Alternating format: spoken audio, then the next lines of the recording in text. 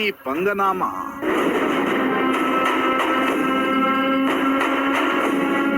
ಪಾಲಿಕೆ ಬೊಕ್ಕಸಕ್ಕೆ 3 ಕೋಟಿ ರೂಪಾಯಿ ವಂಚಿಸಿದ ಗುತ್ತಿಗೆ ಕಂಪನಿ.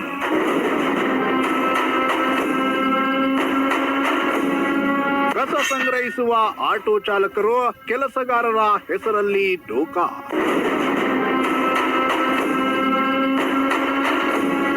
ತುಮಕೂರು ನಗರ ನಗರಸಭೆಯಿಂದ ಮಹಾನಗರ ಪಾಲಿಕೆಗೆ ಮೇಲ್ದರ್ಜೆಗೇರಿ ದಶಕವೇ ಕಳೆದು ಹೋಗಿದೆ.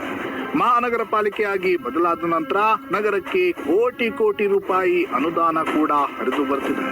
ಇತ್ತ ಪಾಲಿಕೆಯ ಖಜಾನೆ ದೊಡ್ಡದಾಗ್ತಿದ್ದ ಹಾಗೆಯೇ ಅತ್ತ ಈ ಖಜಾನೆಯನ್ನ ಕೊಳ್ಳೆ ಹೊಡೆದು ತಮ್ಮ ಜೇಬನ್ನ ತುಂಬಿಸಿಕೊಳ್ಬೇಕು ಅನ್ನೋ ಕದಿಮರ ಕಾಟ ಕೂಡ ಹೆಚ್ಚುತ್ತಾ ಇದೆ. ಇದೀಗ ಇಂಥದ್ದೇ ಒಂದು ಪ್ರಕರಣ ಬೆಳಕಿಗೆ ಬಂದಿದ್ದು, ತುಮಕೂರು ಮಹಾನಗರ ಪಾಲಿಕೆಗೆ ಖಾಸಗಿ ಕಂಪನಿಯೊಂದು ಬರೋಬ್ಬರಿ 3 ಕೋಟಿ ರೂಪಾಯಿ ಪಂಗನಾಮ ಇಟ್ಟಿದೆ ಅನ್ನೋ ಆರೋಪ ಕೇಳಿ ಬಂದಿದೆ.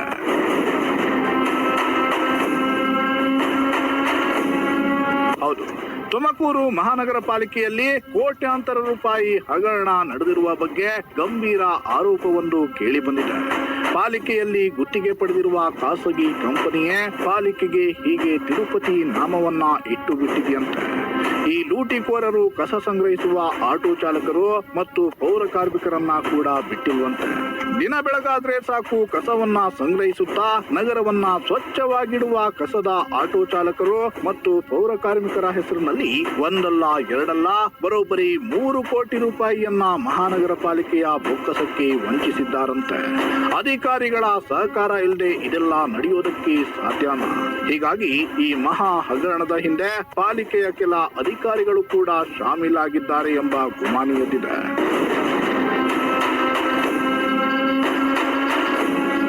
ತುಮಕೂರು ಮಹಾನಗರ ಪಾಲಿಕೆಯಲ್ಲಿ ಕಸ ವಿಲೇವಾರಿ ಮಾಡಲು ಗುತ್ತಿಗೆ ಪಡೆದಿರುವ Shri Ganesh Shankar environmental solution private limited ಕಂಪನಿಯ ವಿರುದ್ಧ ಇಂಥದ್ದೊಂದು ಗಂಭೀರ ಆರೋಪ ಕೇಳಿ ಬಂದಿದೆ. ನಗರದಲ್ಲಿ ಮನೆ ಮನೆಗೆ ಹೋಗಿ ಕಸ ಸಂಗ್ರಹಣೆ ಮಾಡುವ ಸಲುವಾಗಿ ಅಗತ್ಯ ಮಾನವ ಸಂಪನ್ಮೂಲವನ್ನ ಒದಗಿಸಲು ಈ ಗುತ್ತಿಗೆಯನ್ನ ನೀಡಲಾಗಿದೆ. ಈ ಗುತ್ತಿಗೆಗಾಗಿ ಪಾಲಿಕೆ ಒಟ್ಟು 3 ಕಾರ್ಯಾದೇಶವನ್ನ ಹೊರಡಿಸಿದ್ದು, ತಿಂಗಳಿಗೆ ಸರಿಸುಮಾರು 73 ಲಕ್ಷ ರೂಪಾಯಿಯನ್ನ ನೀಡಬೇಕಿತ್ತು. ಆದರೆ ಪಾಲಿಕೆಯಿಂದ ಪ್ರತಿ ತಿಂಗಳು ಈ ಕಂಪನಿಗೆ 97 ಲಕ್ಷ ರೂಪಾಯಿಯನ್ನ ಪಾವತಿಸಲಾಗುತ್ತಿದೆಯಂತೆ.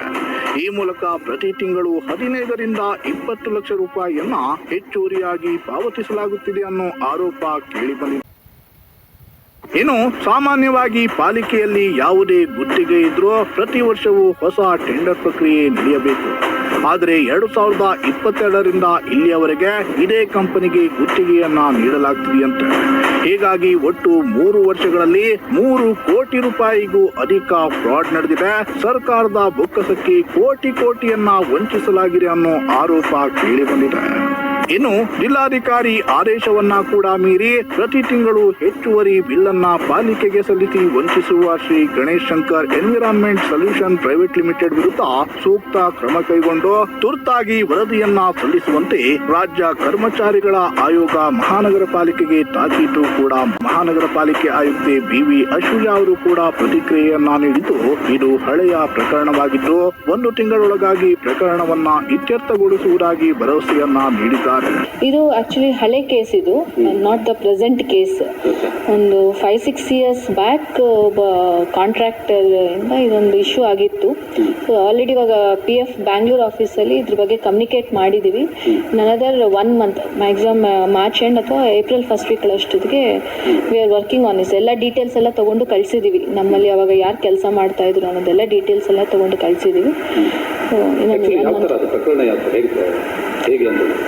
ಆ್ಯಕ್ಚುಲಿ PF ಅಮೌಂಟ್ ಡೆಪಾಸಿಟ್ ಆಗಿರಲಿಲ್ಲ, ಅವರು ಇದಕ್ಕೆ ಬರ್ತಾ ಇರಲಿಲ್ಲ amount. But it is one specific case. Right ನಾವು ಎಲ್ಲನೂ ಹೋಗ್ತಾ ಇದೆ. ಪ್ರೆಸೆಂಟ್ ಇದು ಕೇಸ್ ಅಲ್ಲ, ಅದು that's a stand alone case. So we are working out on it. ಒಟ್ಟಿನಲ್ಲಿ ಈ ಖಾಸಗಿ ಕಂಪನಿ ತುಮಕೂರು ಮಹಾನಗರ ಪಾಲಿಕೆಗೆ ಮಾನವ ಸಂಪನ್ಮೂಲವನ್ನ ಒದಗಿಸುತ್ತಿದ್ದು, ಕಸದಲ್ಲಿ ರಸ ತೆಗೆಯುವುದರಲ್ಲಿ ಎತ್ತಿದ ಕೈಯಾಗಿದೆ ಅನ್ನೋ ಆರೋಪ ಕೇಳಿ ಬಂದಿದ್ದು, ಈ ಬಗ್ಗೆ ಸೂಕ್ತ ತನಿಖೆಯನ್ನ ನಡೆಸಿ ಕ್ರಮವನ್ನ ಕೈಗೊಳ್ಳಬೇಕಿದೆ. ಜೊತೆಗೆ ಇದರ ಹಿಂದೆ ಕೆಲವು ಮಾನಗೆಟ್ಟ ಭ್ರಷ್ಟ ಅಧಿಕಾರಿಗಳ ಕೈವಾಡ ಕೂಡ ಇರುವ ಸಾಧ್ಯತೆ ಇದ್ದು ಅಂತಹ ಅಧಿಕಾರಿಗಳ ವಿರುದ್ಧ ಕೂಡ ಕಠಿಣ ಕ್ರಮವಾಗಬೇಕಿದೆ. ವಂಚನೆ ಸಾಬೀತಾಗಿದ್ದೇ ಹೌದಾದಲ್ಲಿ ಪಾಲಿಕೆಯಿಂದ ಹೆಚ್ಚುವರಿ ಪಾವತಿಯಾಗಿರೋ ಹಣವನ್ನ ಕೂಡ ರಿಕವರಿ ಮಾಡಿಕೊಳ್ಬೇಕು. ಇಷ್ಟೊತ್ತು ಸುದ್ದಿ ಕೊಟ್ಟಿದ್ದು ನಾನು ಸಾಹಿಲ್, ASI TV ತುಮಕೂರು.